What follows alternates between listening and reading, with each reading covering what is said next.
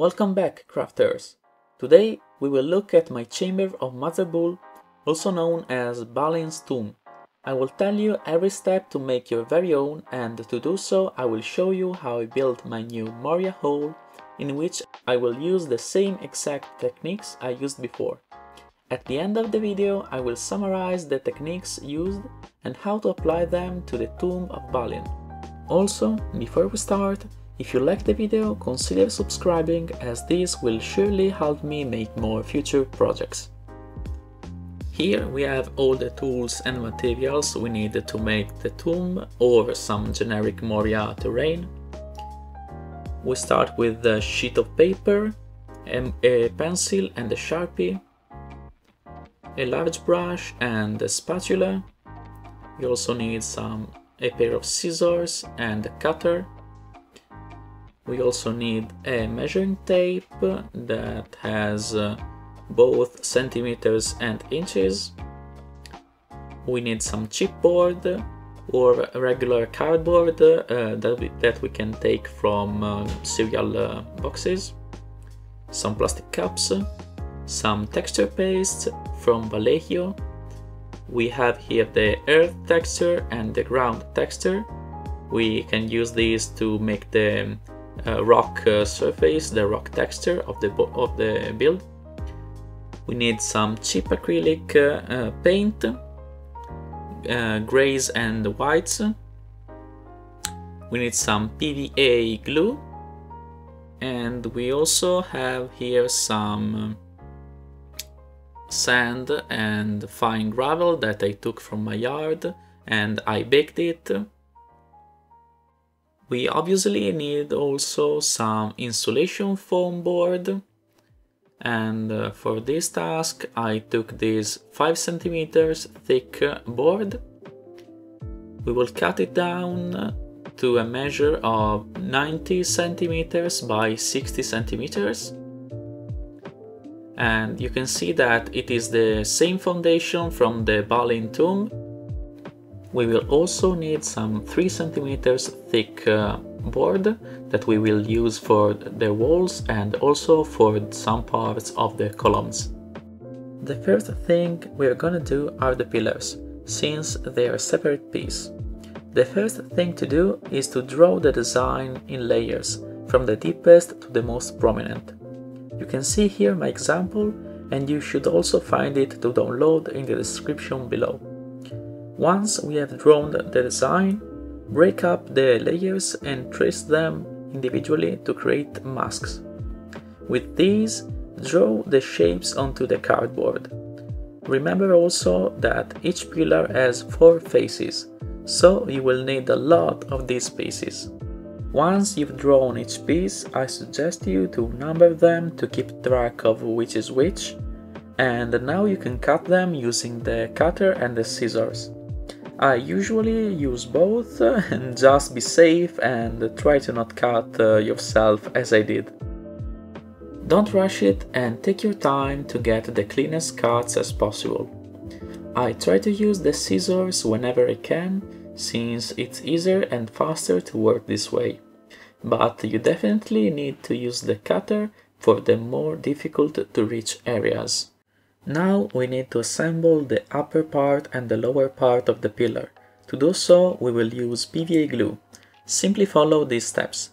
Take the number 7 and on top of it put a bit of glue, and after that you take the number 6 and put it on top. Press firmly until it gets completely stuck. And here we have the upper part of the pillar. For the lower part, just start with number 5, use some glue, and on top of it put the piece number 4. And it's super easy. From now on, just take the number 3 and attach it with a bit of glue, and then you may already know the answer. You take number 2 and then after it number 1. Now we go to the main body of the pillars, which is made out of insulation foam. Track the correct dimensions on the board using the Sharpie and cut it later with the cutter. Don't try to cut it all at once, but do many light passages to have a finer result. And once you've done with this, you should have all the bottom bodies of the pillars. Now we can go to the upper bodies of the pillars, and we will do the same passages as for the lower bodies, but this time we will use the 3 cm thick insulation foam instead of the 5 cm.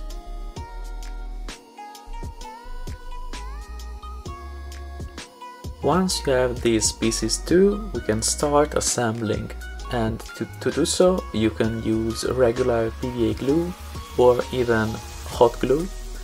I honestly prefer the second option because it's faster, and once it is dry you can't really tell the difference between the two types of glue, so the choice is up to you. To help stabilizing the structure, I use a toothpick between the two parts to glue together, and I wait a few seconds and I start to apply the decorations we've made earlier. Don't go crazy with the glue, and remember that the fewer is the better. For the pillars we have only 2 really easy things remaining. The first one is to cut the upper edges of the base of the pillar. Just use the cutter and try to make regular cuts in a similar way. And the second thing is to get a more worn look to the top of the pillar. To do so, use a cutter or a knife, and don't slice it, but tear off pieces of the foam in a more irregular manner. I'd say that we're done for now with the pillars, and we can finally move on and start with the board foundation. And to do so, we will use the same 5 cm thick insulation foam. Take a look at Balin's tomb. What we need to do now is this stone floor, which has a geometric shapes. We start with the 90 cm by 60 cm board, and we mark on the edges the measures for the pattern we are gonna use. You can definitely create your very own pattern, and I highly suggest you to take a moment to sketch something on the sheet of paper. Once you're happy with it, you can start. For example, I opted for a very simple design structured by squares, the most of which are 1 inch by 1 inch. It's similar to a chessboard, in which I also put some decorative squares which are rotated by 45 degrees. Remember that we are recreating a dwarven design, so use as many geometric shapes as you want and try to keep it to mostly sharp edges.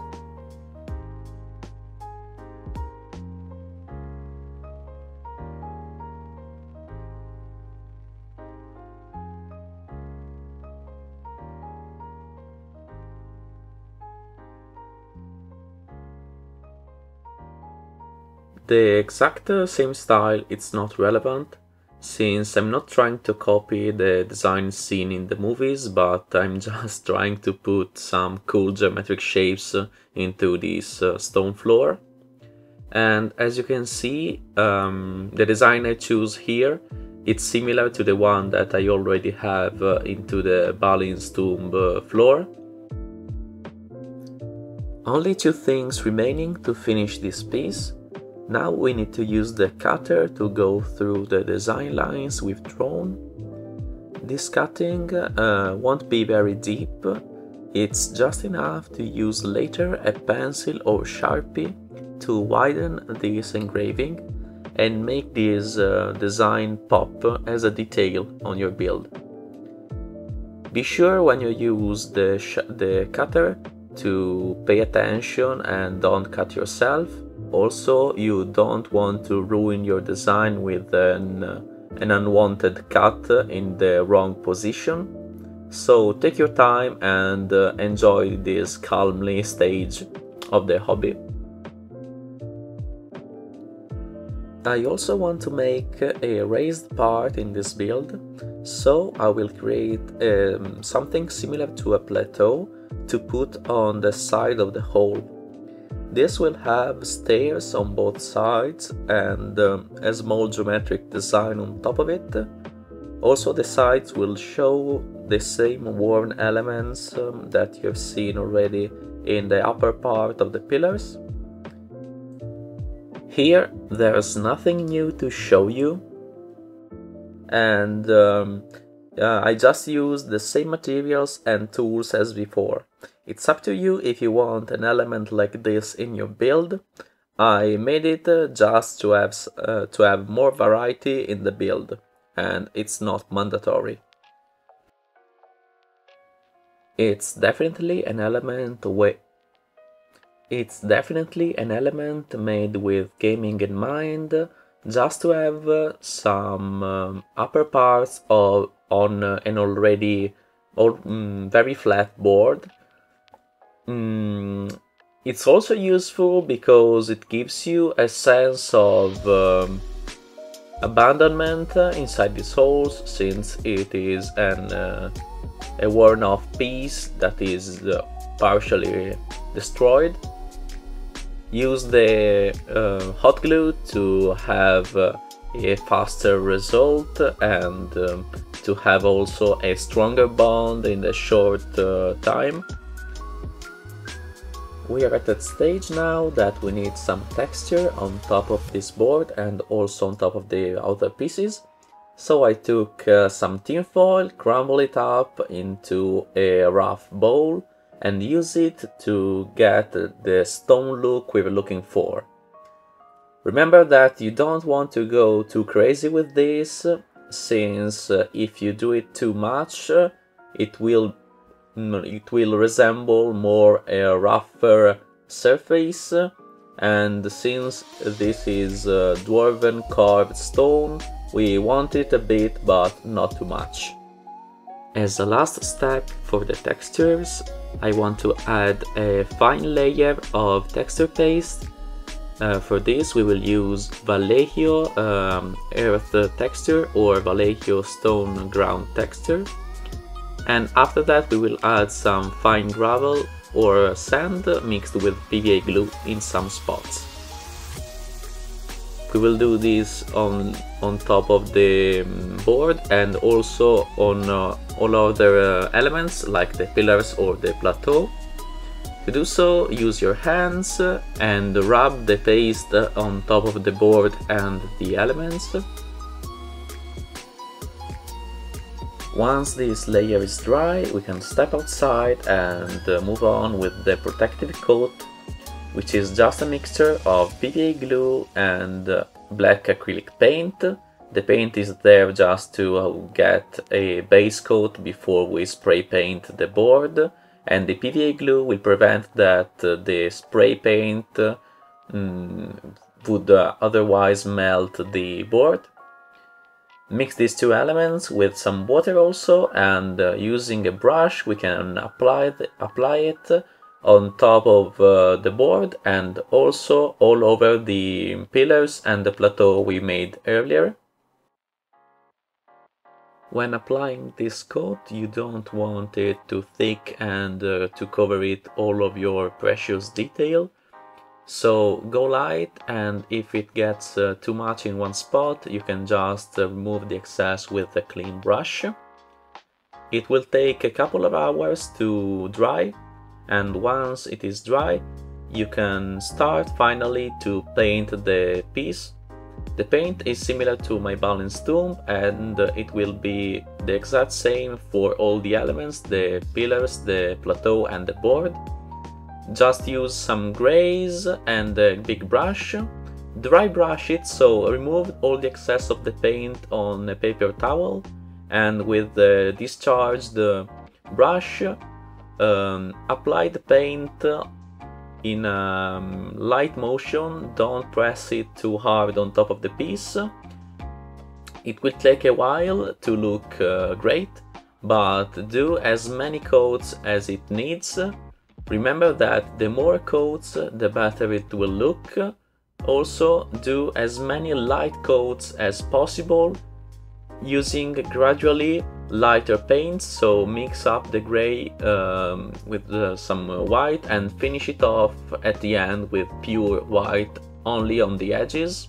With this, the build is finally complete, and now we can look in detail at the Tomb of Balin, as I promised you, to see every step I took and how to build it correctly.